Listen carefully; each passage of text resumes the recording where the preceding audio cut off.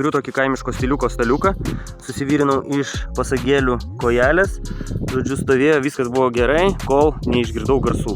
Lenta iš išorės atrodo, viskas su ją gerai, gražu, kai tik tai pašveičiau, atsivėrė grožis.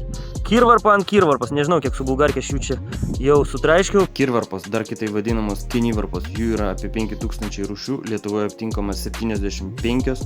Tai vabaliukas, kuris prasigriaužia medžių žievę, prideda lervų, ėda medį, lervas užauga ir ciklas kartojasi. Beje, jas labai mėgsta ėsti geniai. Na. Tai iš 3 lentų, tą mačiau, pradėjau gremžti. Irgi žiūriu išmetimui. Vienintelė lenta nepažeista, bet keisiu visas 3. Perki medieną ir gauni gyventojų namo.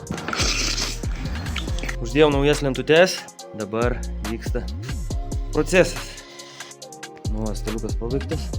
Man patinka, kad tos lentos yra tokios, matosi, pjovimai lentpjovės. Pašinų neįsivarysi, viskas švelnu.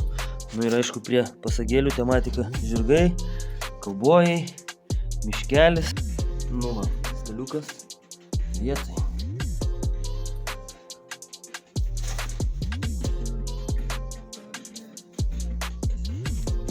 Ačiū už dovanėles, ačiū.